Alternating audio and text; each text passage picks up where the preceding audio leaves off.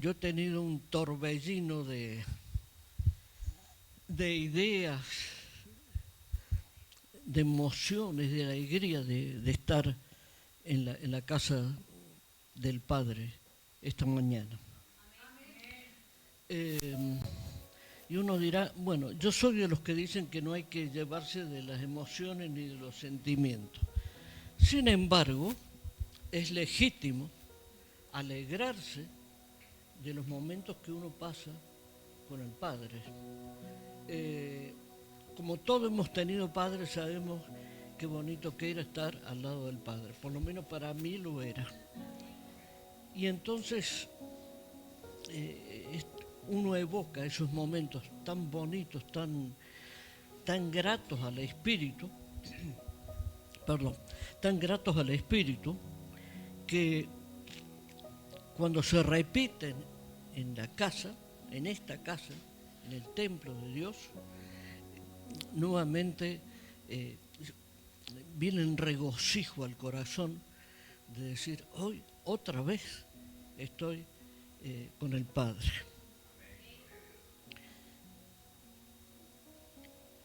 Yo recuerdo que una tarde caminando en la Gran Vía de Madrid, hacía poco que había muerto mi padre y, y vi a un hijo, evidentemente era el hijo, con el padre y lo llevaba así. El hijo era bastante más alto que el padre y lo llevaba así.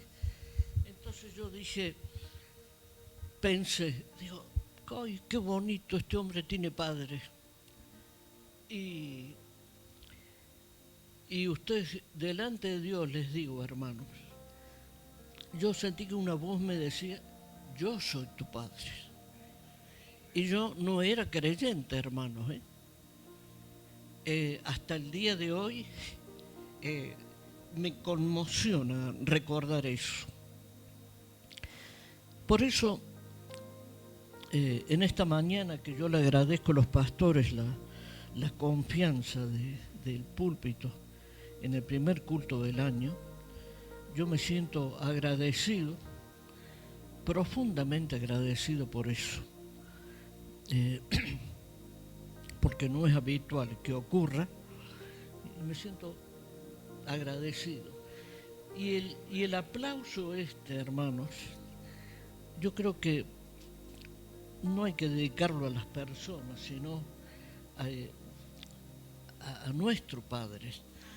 En todo caso, nosotros seremos instrumentos, pero nunca los depositarios de un aplauso, nunca. Porque nunca va a ser más importante el mensajero que el mensaje, nunca. Amén, hermanos.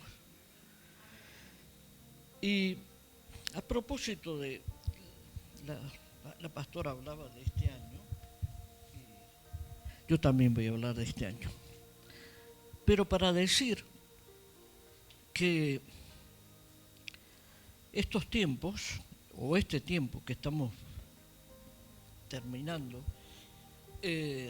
son tiempos peligrosos. Peligrosos porque es el tiempo de las emociones, de los sentimientos, cuando uno se acuerda de personas que hace mucho que no ve, le manda mensajes a personas que hace mucho que tampoco habla con ellos.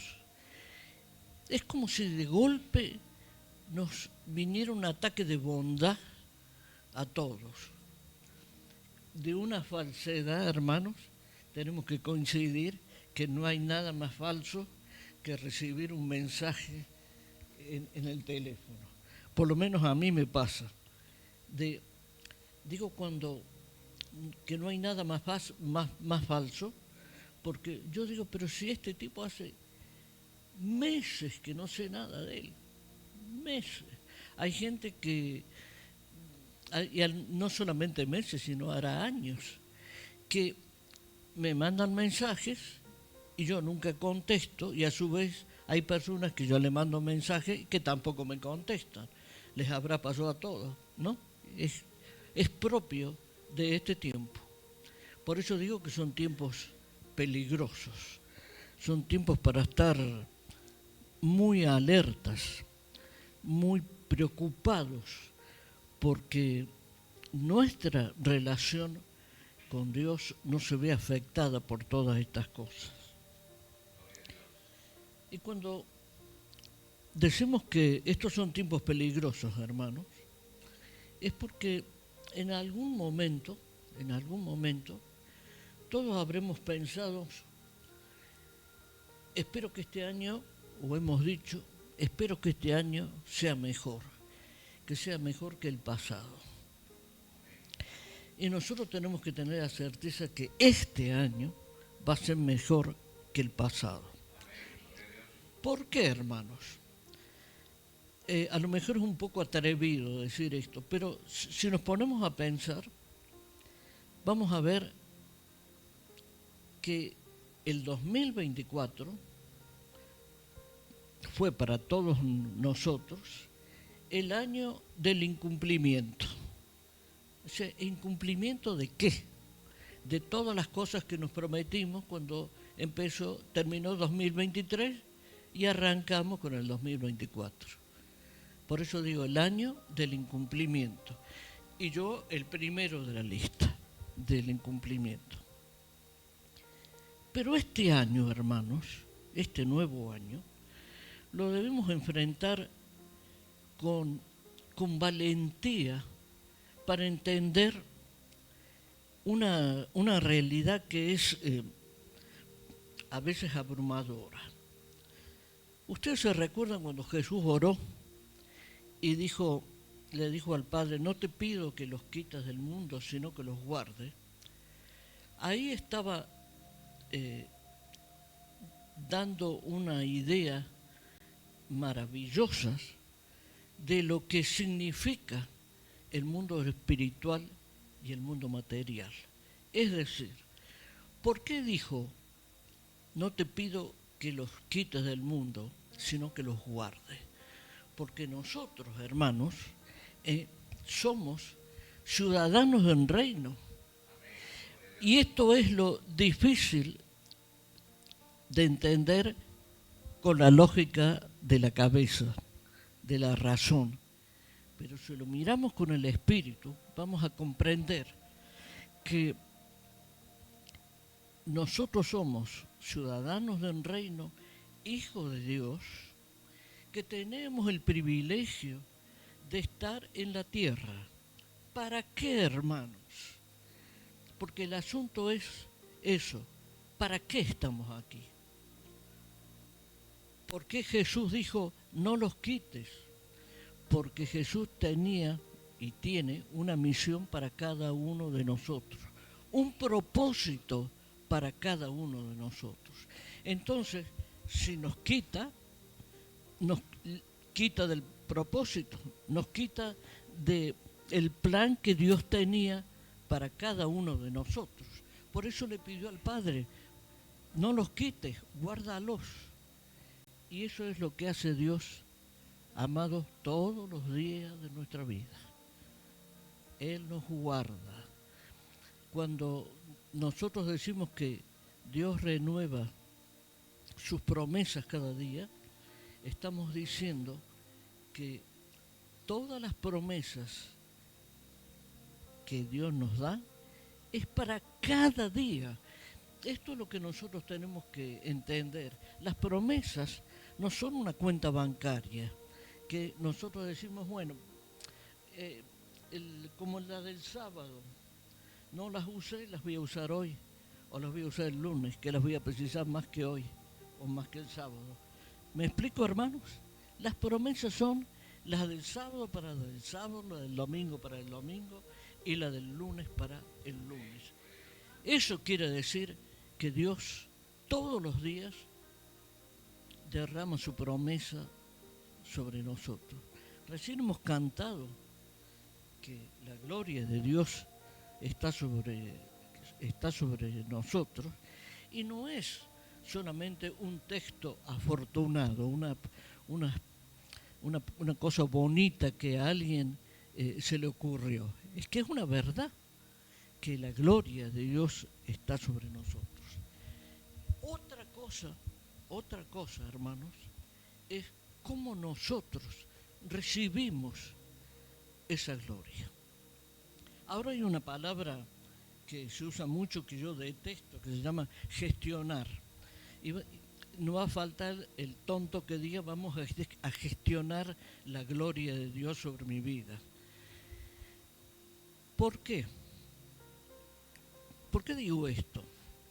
Porque nuestro mundo, hermanos, nuestro mundo debe estar en las alturas, no como en portugués se dice las bajuras, las alturas, ahí, ese es nuestro mundo, no este.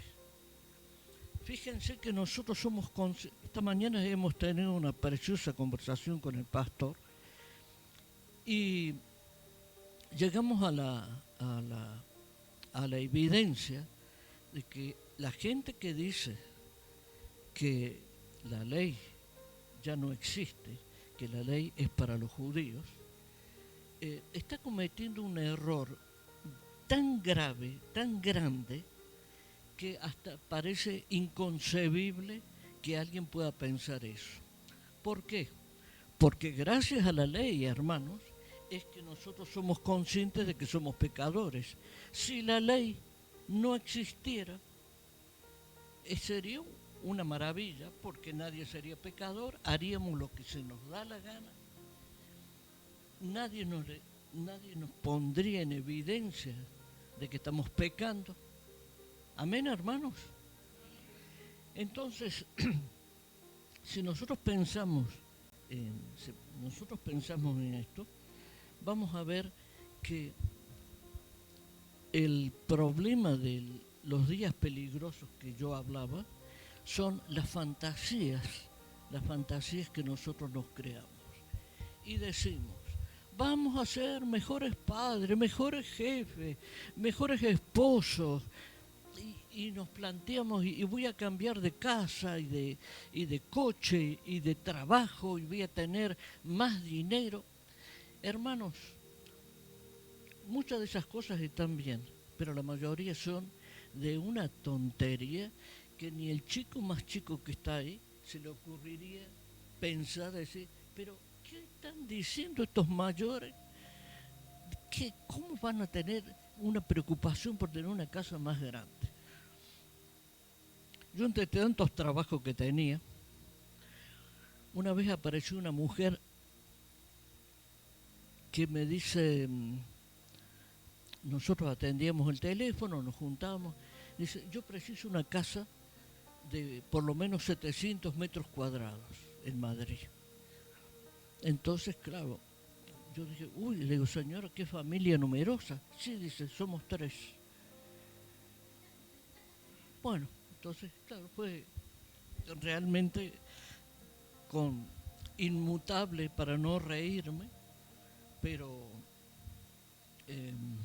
esta mujer precisaba una casa de más de 700 metros para 3 personas.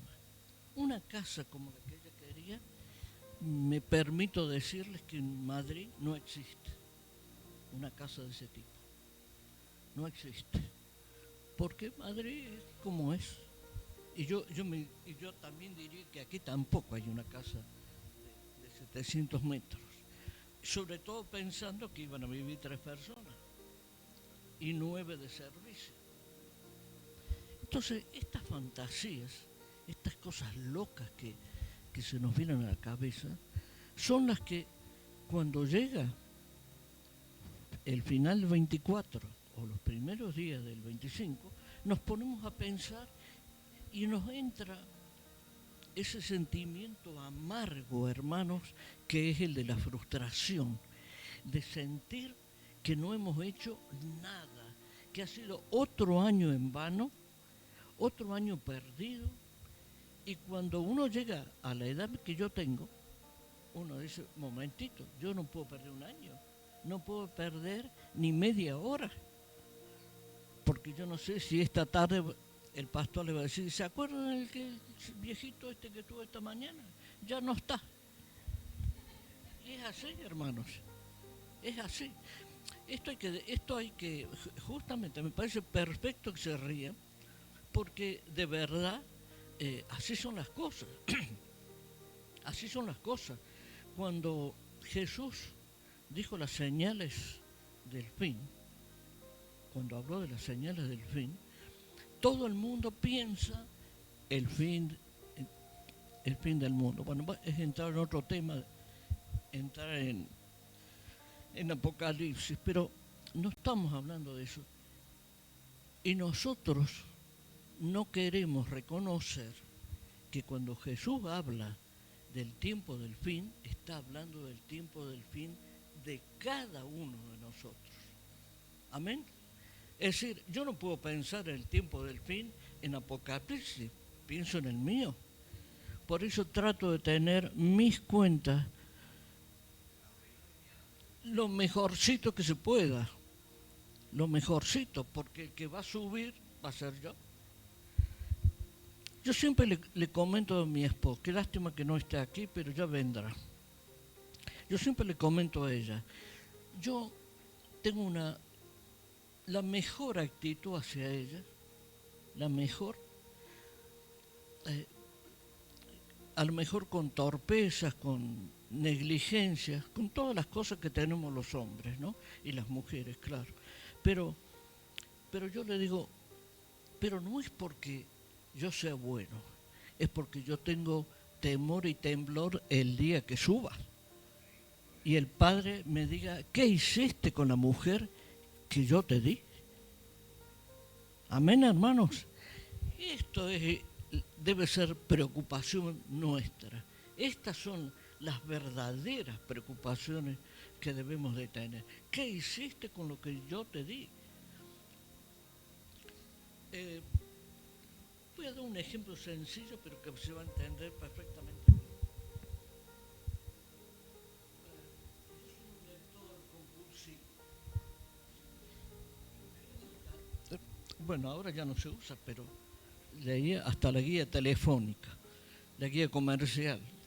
Cualquier cosa que caía en mi mano, pero con un detalle. Yo guardaba un cuidado tremendo de todo lo que me dan. Cuando digo de cuidado, lo digo de esta Biblia o lo digo de cualquier otra cosa. ¿Por qué? Porque aún no siendo creyente, yo percibí que lo que yo tenía no era mío. Era como si alguien me hubiera dicho, te dejo este coche, te dejo esta casa, te dejo lo que cada uno tenga, pero no porque fuera mío, sino porque es como si alguien me hubiera dicho, guarda este papel, que entre paréntesis ya les mostré que es de Ikea, ¿no? Pero a mí me queda muy cómodo. Así que para algo sirve Ikea, por lo menos, ¿no?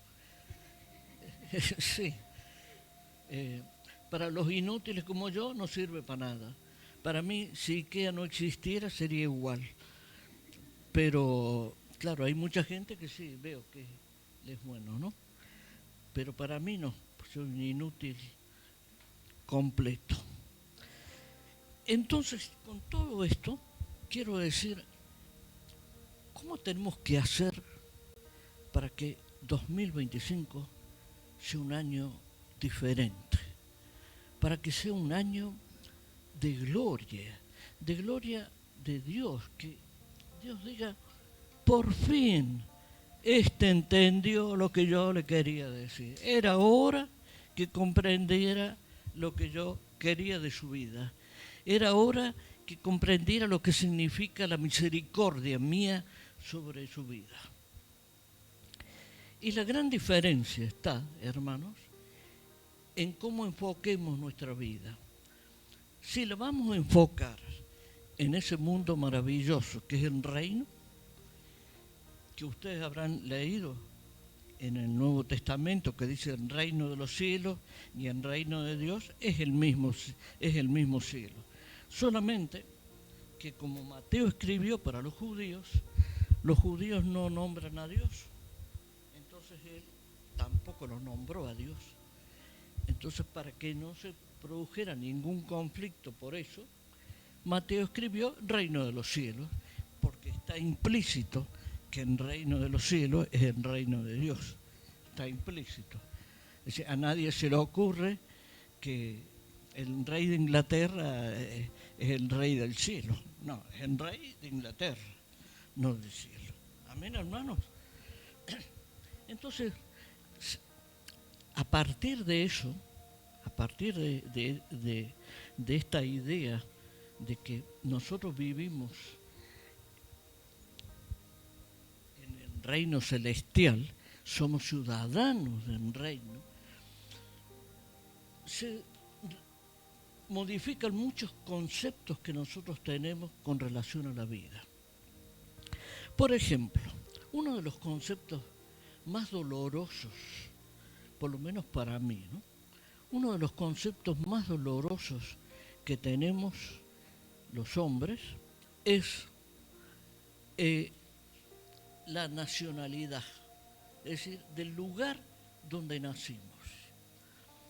No solamente que es doloroso para mí, sino que es doloroso para millones de personas que han muerto absurdamente por pertenecer a un país en guerra con otro, nada más que porque se odiaban, porque se peleaban por un pedacito de tierra, así, hermanos.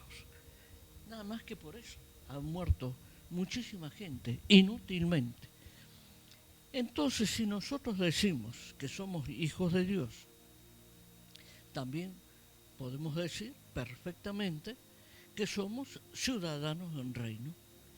Y siendo ciudadanos del reino, tenemos que comportarnos como nos comportaríamos en el reino de Dios. De la misma manera, de la misma manera. Por eso cuando nosotros decimos que no hace falta hablar para mostrarle a la gente que nosotros somos creyentes, no hace falta hablar, bastan con nuestras actitudes, nada más que con eso. Yo no sé si ya les dije, y si lo dije me lo van a escuchar decir muchas veces, porque para mí es un ejemplo maravilloso de lo que significa ser hijo de Dios. Esta historia de que al poco tiempo de la Reforma, un viejo maestro despidió a un misionero y le dijo, ve y predica, y si es necesario, fíjense en esto, ¿no? Si es necesario, habla. ¿Qué quería decirle? Que no hace falta hablar, hace falta el ejemplo. Hoy cuando venía en el tren, pasó una cosa que uno dice, no tiene ninguna importancia, es una tontería. Sin embargo, hermanos,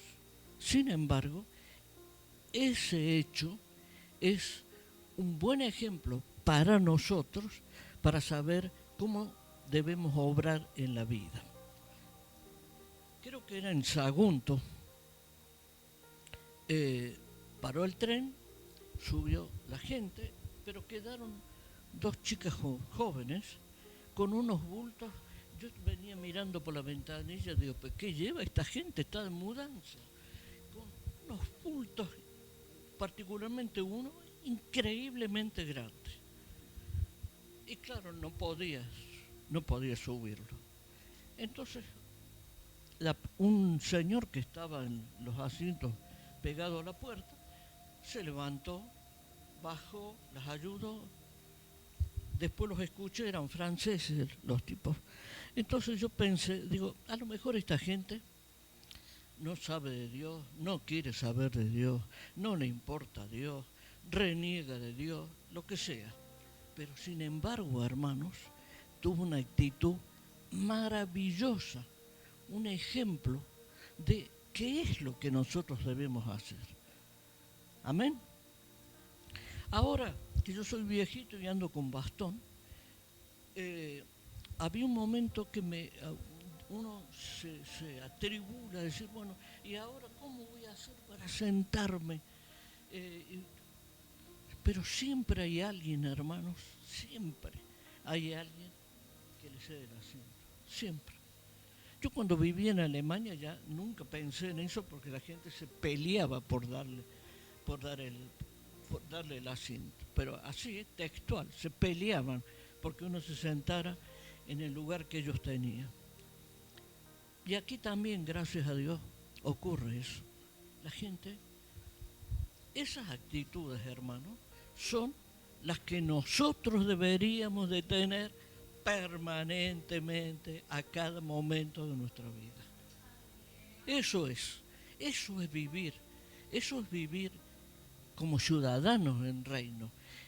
Cuando la Biblia dice que vivamos en plenitud, uno dice, ¿pero qué voy a vivir yo en plenitud si no puedo con mi vida, si no puedo con mi alma? ¿O no han pensado ustedes nunca eso? Si no puedo con mi alma, ¿cómo voy a vivir en plenitud? ¿Qué locura es la de la plenitud?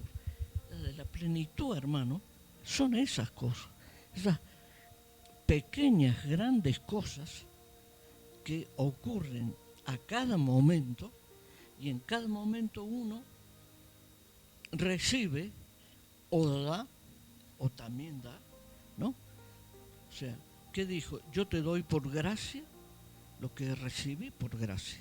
Yo le contaba al pastor que tenía algunos maestros que ellos que hacían, dar por gracia, me daban por gracia, lo que a su vez ellos recibieron por gracia. Ustedes saben que la Biblia, el pueblo judío, yo no sé si ustedes han escuchado, pero dicen que es el pueblo de la memoria. Todo el mundo dice, los judíos son el pueblo de la memoria. ¿Por qué? Porque la Biblia, hasta que fue escrita, era oral. El abuelo le enseñaba al padre, el padre al hijo y el hijo. De esa manera se transmitió la Biblia. De esa manera el texto que nosotros conocemos hoy, la gente lo fue recibiendo. Entonces, por eso se dice que es el pueblo de la memoria. ¿Por qué? Porque el pastor se recordará lo que le decía su abuelo y a su vez su abuelo diría, bueno, lo que dijo mi padre, que es el bisabuelo del pastor. Amén, hermano.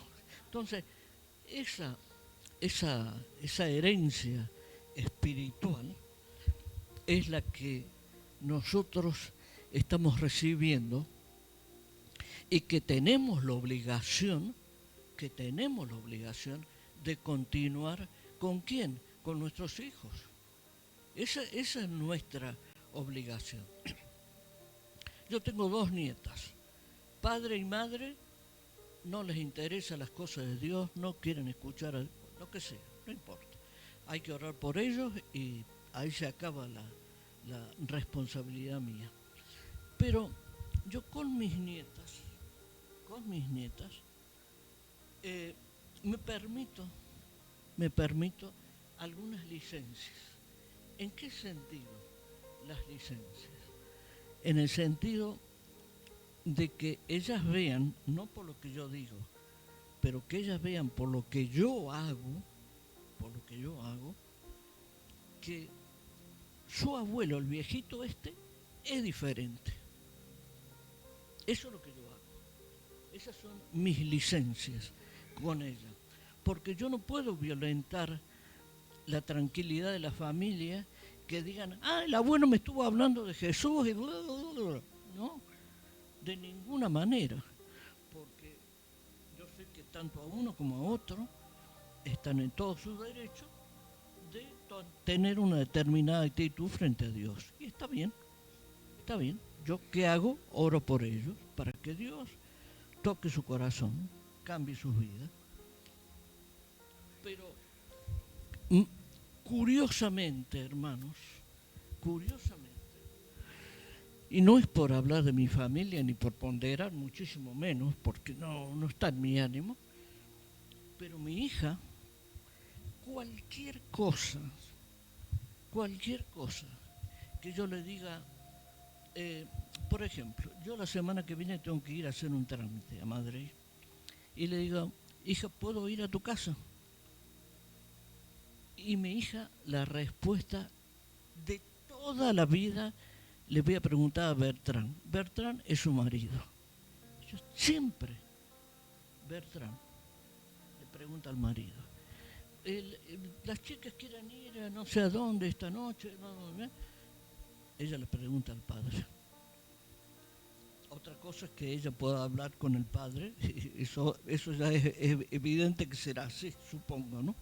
Pero quiero decir, esa relación entre el esposo y la esposa, mi hija la está cumpliendo más rigurosamente que muchas mujeres que son creyentes, hermanos.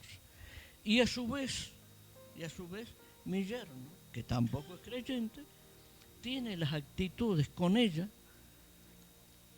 mucho mejores que las de muchos varones que somos miembros de la iglesia. Amén, hermanos. Entonces, ¿esto qué quiere decir? Que permanentemente, si nosotros miramos con atención las cosas, nos vamos a dar cuenta que están ocurriendo cosas que tienen que ver con el reino espiritual. Esta mañana estábamos comentando con el pastor que en la vida cotidiana nuestra hay tantas cosas que vienen de los judíos que son inimaginables. Una de las cosas es, ¿cómo dijimos? Era trenza, pastor, ¿no? Las trenzas eran, ¿no? Hay un pan que en algunas panaderías le llaman trenzas, yo no sé si ustedes lo han visto, ¿eh? Que es pan así bonito. Bueno, yo recuerdo que la primera vez que lo vi, aquí donde estamos viviendo, yo digo, miré así, digo, pero ¿qué? Una trenza. Bueno, ese pan, para mí era el pan, no dije trenza. Y le digo, señorita, ¿qué es ese pan? Ah, dice, una trenza. ¿Y saben por qué me llamó la atención? Porque ese es el pan con el que los judíos celebran el Shabbat, el viernes. Es el pan, no el único que comen, pero es uno de los panes que está en la mesa. Y que después cada uno lo va pasando, va cortando un pedacito, o el jefe de la familia es el que va dando un pedacito de pan. Ustedes dirán, vaya tontería. No, pero esa tontería tiene más de 3.000 años. Ese es el valor o el significado de la tontería. Tiene más de 3.000 años. Lo mismo que cuando la pastora decía, ¿podemos bailar? Claro. ¿Ustedes saben cómo lo ridiculizaron a David por bailar? ¿Y es algo nuevo? No. La Biblia dice, no hay nada nuevo bajo el sol. Y el pueblo de Dios, que es Israel, una de las cosas más impactantes que uno puede ver, al margen de todo lo que se pueda decir, es la alegría que tiene la gente con la que viven. Nosotros hemos estado con mi esposa en Jerusalén. Yo no sé si ustedes se acuerdan, pero nosotros llegamos al día siguiente del día en que un tipo mató a 9, 10 personas en la puerta de una sinagoga. Nosotros llegamos al día siguiente. Había una cantidad de gente armada en la calle impresionante, pero impresionante para nosotros, pero no para la gente. La gente convive con esa violencia y lo más extraordinario es que no pierden la alegría. Cuando uno dice, ¿cuál es el país de los jóvenes? Israel, sin la menor duda. No es un país para viejos, ¿eh? En serio, nosotros hablábamos con mi mujer, esto es, nosotros no podríamos vivir en este lugar, porque además es abrumador el ambiente que hay, la alegría que hay, el empuje de la gente joven. Entonces yo le decía, mira, menos mal, ya sabemos qué país nos vamos a venir a vivir, porque este es uno, con seguridad, a menos que Dios nos agarre, ¿no? Y nos lleve. Pero si no fuera así, hermanos, viejos no, jóvenes sí, porque esa alegría, eh, es tan maravilloso, es algo que uno dice, pero ¿cómo es posible que esta gente al otro día del atentado, bueno, no voy a entrar en detalles, pero eh, el movimiento que había de gente armada y sin embargo ellos conservaban su alegría, su buen ánimo, su disposición. Hay fotos que se ve a, a, una, a una mujer que llevando el cochecito de su hijo, cochecito normal, lleva una ametralladora en la espalda, colgando una ametralladora en la espalda. Y a mi hija le mandé una foto de una mujer extraordinariamente parecida a ella, que estaba con su hijo, niño pequeño, y una pistola en la cintura. Ustedes dirán, ¿qué tiene que ver esto con el 2025? Y tiene que ver, hermanos, porque esta es la obligación que nosotros tenemos de pensar y enfocar el año de una manera diferente. Si nosotros decimos somos hijos de Dios, nos debemos comportar como hijos de Dios. Si nosotros decimos somos herederos de la promesa de Dios a Abraham, si somos coherederos de esas promesas, seamos fieles al que dio esas promesas. Amén, hermano. Y si nosotros somos ciudadanos del reino, tenemos que tener actitudes de ciudadanos del reino. Yo me he permitido hacer una listita. Yo nunca escribo, ya se habrán dado cuenta que yo no escribo nada, ¿no? Que no leo nada. Pero para ser más preciso y más contundente con lo que Dios me ha mostrado, le voy a pedir a la hermana si puede poner Santiago 2:20. ¿Está la hermana?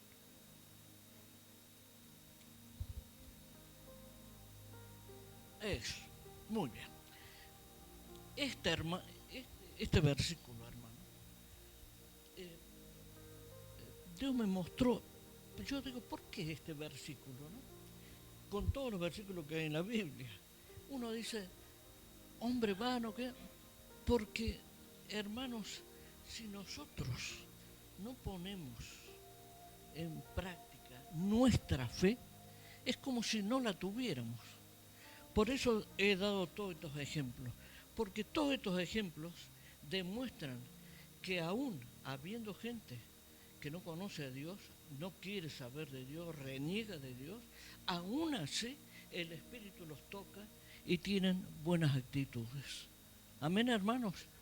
Entonces, ¿cuáles son las obras? ¿Cuáles son las obras? ¿Dios nos pide que tengamos un templo maravilloso?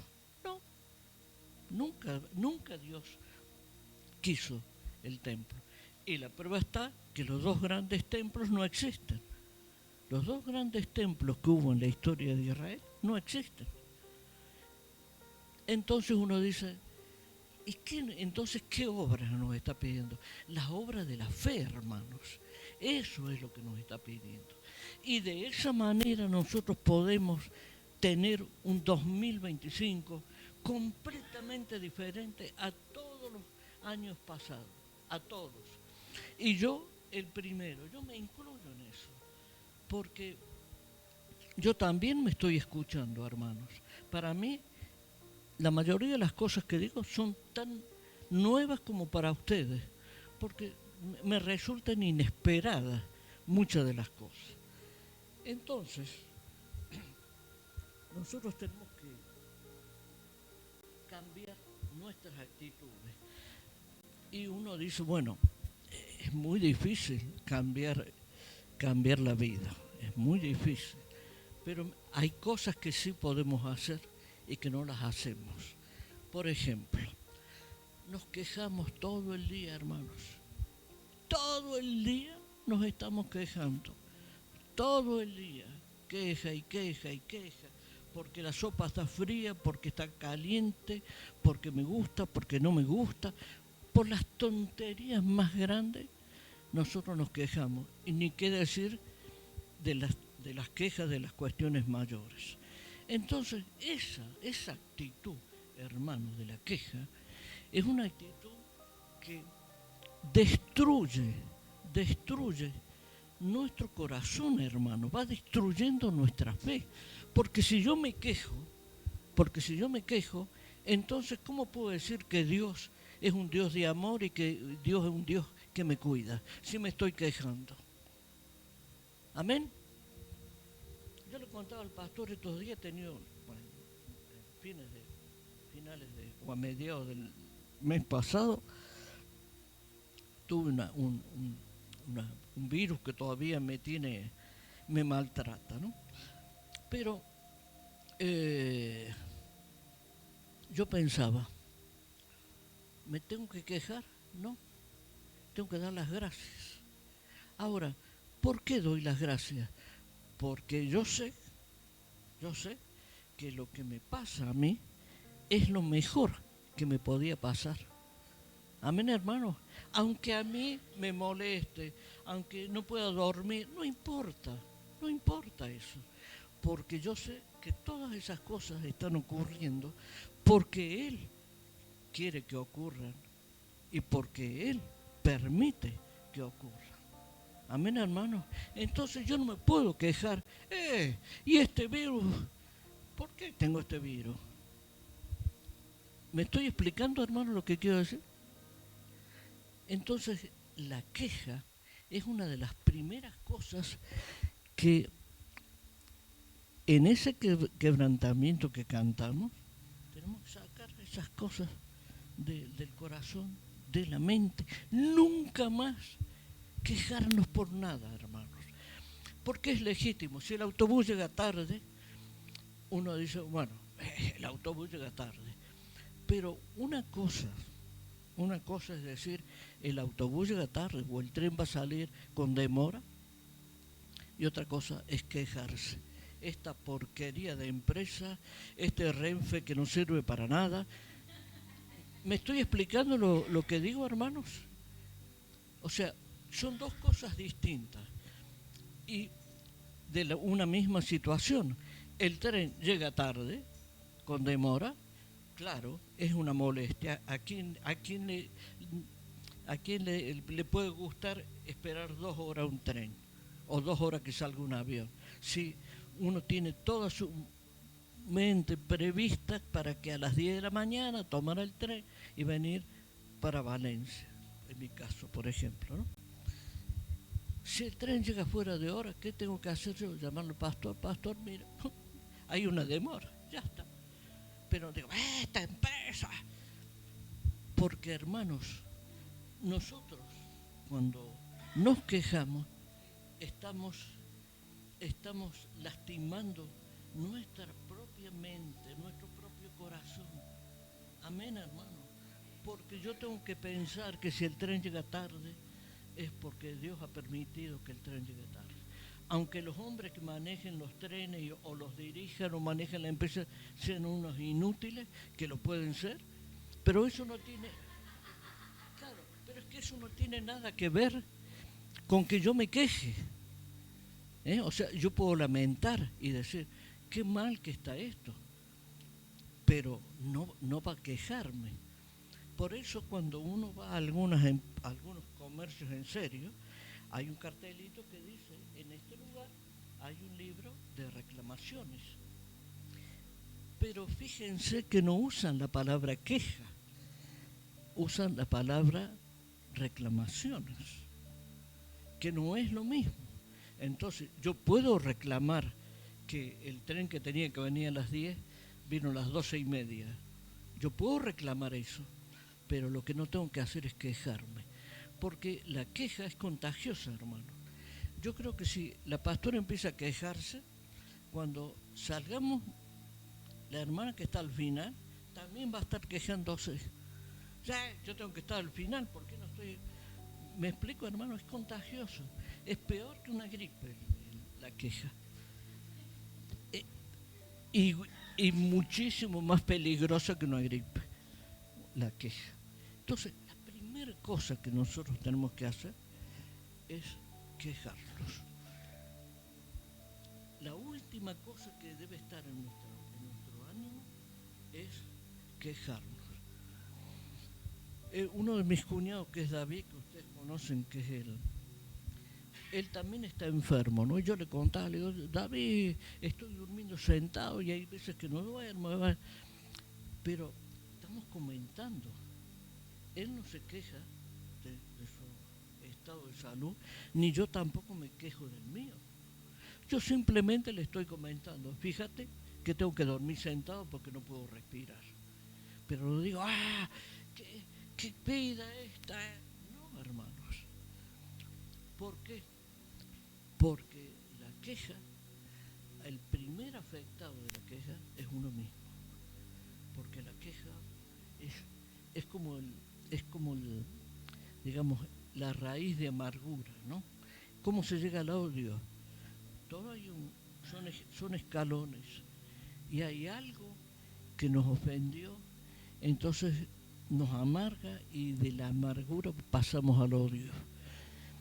¿Quién es el principal damnificado de todo eso? Uno mismo. Porque el corazón es como si nos oprimiera el corazón. Y de golpe, por una tontería, nosotros estamos sufriendo innecesariamente. ¿Por qué? Porque en realidad lo que pasa, hermanos, es que nuestra vanidad es la que está sufriendo. Y la vanidad de uno no se toca. Se puede criticar otras cosas, menos la vanidad. Porque la vanidad es la vanidad, el orgullo es el orgullo. Yo tenía una pastora que siempre decía, no hay nada más orgulloso, no hay nadie más orgulloso que un mendigo español. ¿Me explicaba, hermano, lo que decía? Nadie más orgulloso que un mendigo español. Y con esto estoy queriendo decir que debemos tener cuidado porque la queja tiene que ver también mucho con nuestro orgullo, con nuestra vanidad. Otra cosa que nosotros debemos de cuidar y muchísimo es nuestra tristeza, hermanos, nuestra tristeza.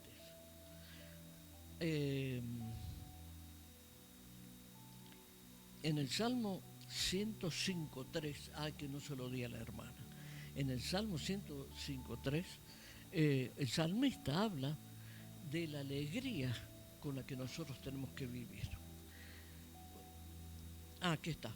Hermana, Salmo 105.3, perdón, Esas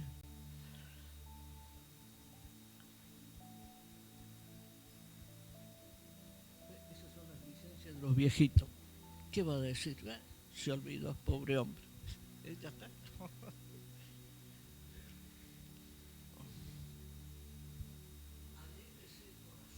Alégrese el corazón, hermanos.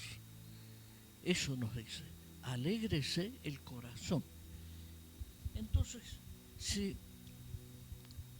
la palabra de Dios nos dice que debemos vivir alegres, vivir alegres, ¿por qué estamos tristes? Y si buscamos el origen de nuestra tristeza, nos vamos a dar cuenta que al final todo es lo mismo. Todo es un círculo que se repite una vez y otra vez y otra vez. ¿Por qué, hermanos? Porque vivimos en el mundo. Y nosotros estamos contagiados por las cosas del mundo.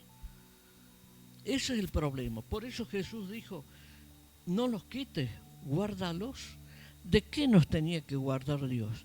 De las cosas del mundo, de que todas las tonterías o las malas cosas que se hacen en el mundo nos afecten.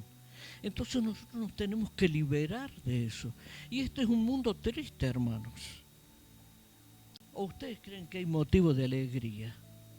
Yo me elevo aproximadamente unos 10, 12 diarios todos los días. Eso forma parte de mi vida. Y yo digo, cuando uno termina de leer, yo digo, Dios santo, ¿qué está pasando? Se está acercando el final de los tiempos. Entonces el final de los tiempos va a ser cada vez peor. Que un padre mató a 3 niños, esas locuras que están ocurriendo ahora. Uno dice, pero ¿cómo es posible que haya un ser humano que deje su hijo recién nacido en un contenedor? ¿No? ¿Cómo es posible? Entonces, cuando uno lee así, piensa, ¿hay algún motivo para estar alegre? Si es para largarse a llorar a los gritos, no para estar triste. Las cosas que pasan. Sin embargo, la alegría nuestra no es la de tonto, ¡ay, me río!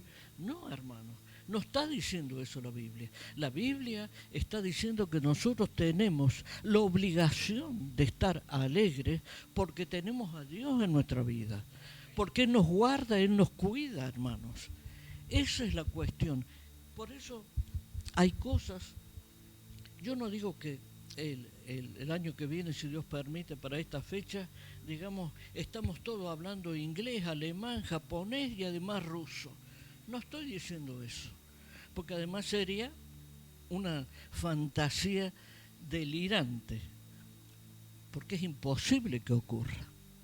O que yo diga, voy a tener tal coche que es el coche de mis sueños. También es imposible.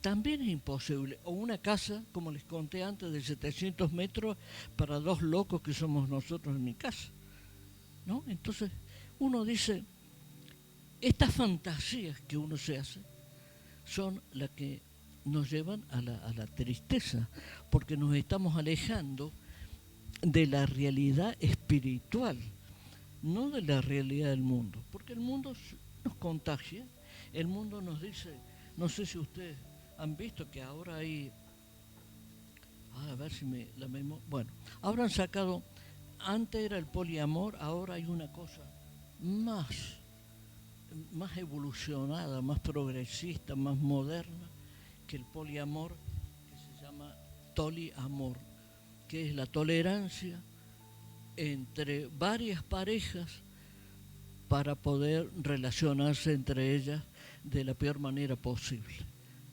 ¿Me he explicado? Eso quiere decir el toliamor. Y esta es la última cosa que uno lee y dice, yo pienso, pero digo, hay que ser cara dura para escribir, por no decir una barbaridad, porque estamos en la casa, ¿no?, del Padre.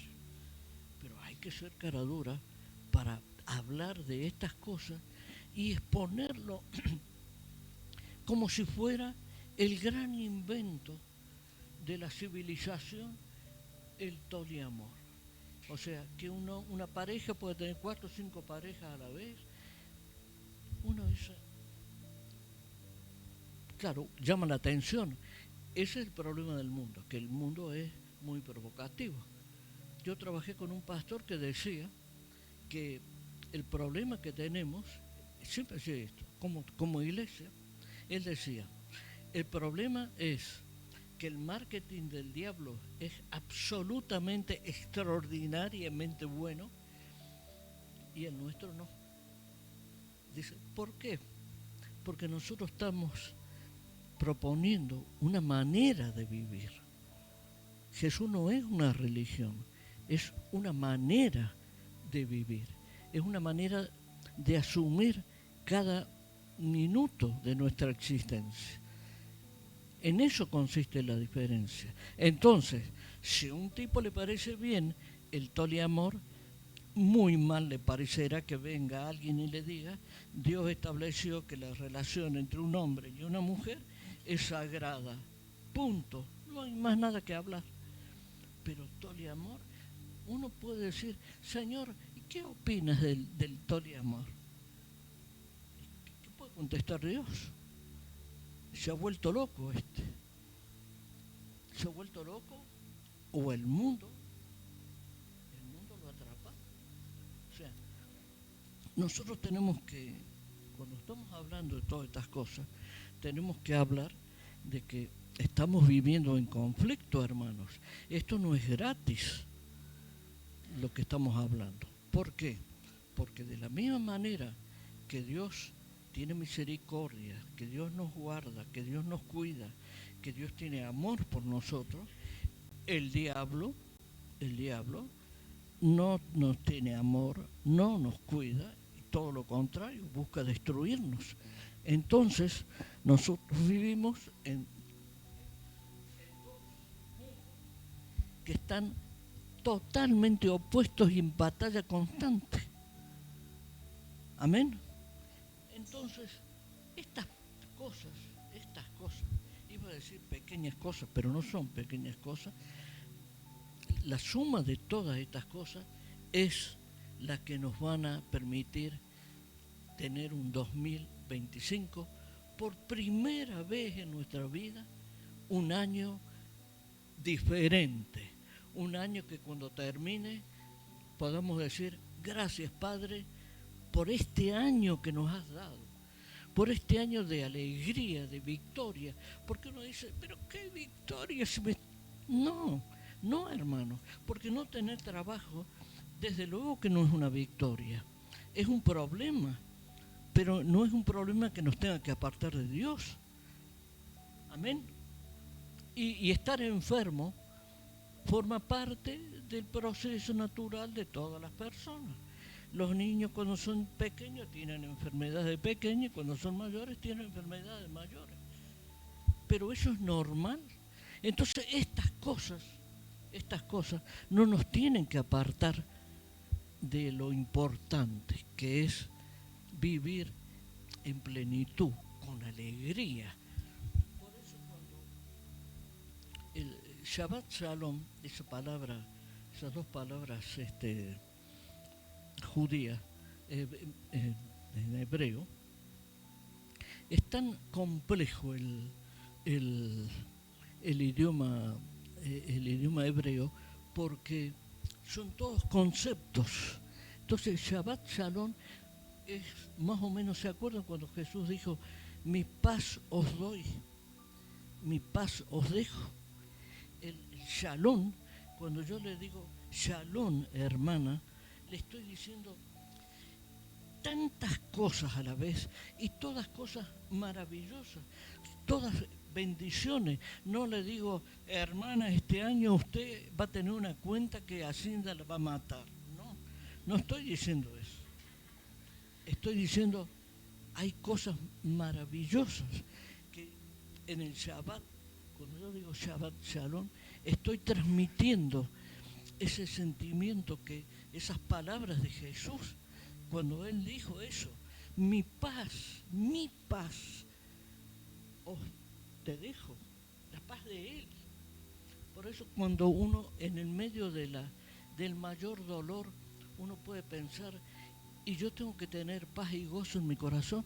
Sí, hermanos, es verdad, es posible. ¿Por qué es posible? Porque eso es vivir en el mundo espiritual, en el reino. Porque Jesús nos dijo: en la vida tendréis aflicciones. Jesús no nos engañó. Jesús nos dijo lo que iba a pasar.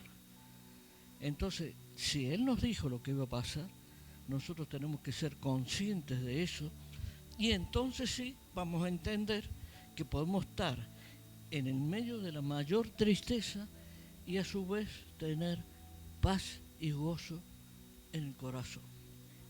Amén, hermanos. Esta es la idea. esta es la idea del mensaje. Pero para que se comprenda más todavía, voy a contar algo que fue una de las cosas más tremendas que me tocó vivir.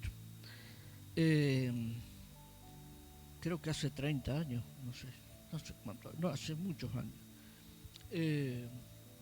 Una tarde me llamó mi hija y me dijo, ¿por qué no venís al hospital? Y le digo, ¿qué pasa? Dice, su marido, dice, ha quedado parapléjico. Y yo me acuerdo que salí a la calle, estuve llorando, volví y me fui. Le dije a la dueña de la empresa, le digo, mira, me voy. Y dice, ¿cuándo vas a volver? Y le digo, no sé. Volví al año, porque me dediqué a mi yerno y a mi hija, a ayudar, porque podía, ¿no? El asunto fue cuando me tocó entrar a ver mi yerno. Espero que no tengan que vivir la experiencia, pero es una cosa impresionante lo que se ve cuando uno entra a un lugar donde hay una persona que recién ha tenido el problema. Espero que no tenga que pasar por ese trance. Se lo deseo de corazón. Yo me acuerdo que estaba en un lugar grande así y él estaba ahí. Y yo decía, ¿qué le voy a decir a este hombre? En esos pasitos que uno da hasta llegar al lado de él, digo, si yo estoy llorando, ¿qué le voy a decir? Que estoy llorando por él. Y entonces me acordé, la paz y el gozo, la paz y el gozo. Entonces lo que hice fue acercarme a él y nos agarramos las manos. Nunca me voy a olvidar de ese apretón de manos. Es que no hacía falta hablar, porque yo le estaba transmitiendo a él y él me estaba transmitiendo a mí lo que ese momento que estábamos compartiendo. Yo estaba compartiendo su situación y él me estaba diciendo gracias con el apretón. Uno puede decir, pero este está loco, en serio. No, fue así, hermanos. Entonces, la paz y el gozo es perfectamente posible, aún en medio de la mayor de las tribulaciones. Por eso, amados hermanos, este año hagamos un año diferente, pero depende de nosotros, no depende de Dios, ni depende del pastor ni de la pastora, depende de cada uno, porque el pastor y la pastora no viven con nosotros. Cada uno de nosotros somos un hijo de Dios, cada uno. Entonces, nosotros tenemos que tener en cuenta que cuando nosotros decimos que somos hijos de Dios y nos declaramos hijos de Dios, también estamos diciendo que somos su responsabilidad, hermanos. Dios tiene una responsabilidad con nosotros y depende de nosotros que esa responsabilidad se transmita a cada uno de nuestros actos. Por eso, amados, vivamos con plenitud este año. Aprendamos a vivir con alegría, hermanos. Dejemos de mirar el suelo cuando caminamos. Miremos para arriba, hermanos. No miremos nuestras circunstancias, hermanos. ¿Y saben qué va a pasar? El día que hagamos eso, nos vamos a acordar del prójimo, de ese tipo o de esa mujer que pasó al lado nuestro y no fuimos capaces de saludar, o no fuimos capaces de decir, ¿qué le vamos a decir a una mujer que está pidiendo? A lo mejor le damos una moneda o no, no importa, pero es la actitud del corazón, hermano. Esta gente que está ahí son como los perros. El perro percibe cuando alguien tiene una buena actitud o no. ¿Por qué un bebé quiere ir con algunas personas sí y con otras no? Porque percibe, hermanos. Entonces, que nuestras actitudes sean como la del bebé que permite que lo alce, o la del perro que permite que lo acaricie. Ustedes dirán, bueno, este está comparando un perro con un niño. No, no estoy haciendo eso. Estoy dando un ejemplo para que comprendamos que la vida espiritual, hermano, no es una fantasía, es una cosa tan concreta como esta. Entonces, aprendamos a vivir, pero debemos dar un paso de autoridad. Nosotros debemos dar un paso de autoridad, porque Dios no nos puede poner el pie ahí. No hace eso Dios, hermano. Somos nosotros. ¿Qué nos dice Dios? Son mis hijos. Yo soy el responsable de ustedes. Yo los guardo, yo los cuido, yo los amo. Pero son ustedes los que deben comportarse como hijos míos. Amén, hermanos. Con esa seguridad, hermanos, con esa certeza, demos frutos de fe. Por eso este año debería ser el primer año de nuestros frutos, hermanos. Que hemos dado frutos de fe. A lo mejor no hemos convertido 100.000 personas, ni hemos llenado el estadio del Valencia de gente. A lo mejor no, es lo más probable que no. Pero sí, que haya alguien que nos haya agradecido con la mirada alguna de nuestras actitudes. Entonces sí, vamos a vivir con alegría y con plenitud. Y el año que viene, para esta época, si Dios permite, vamos a poder darle un aplauso a Él por todo lo que hicimos este 2025. Que Dios los bendiga, hermanos.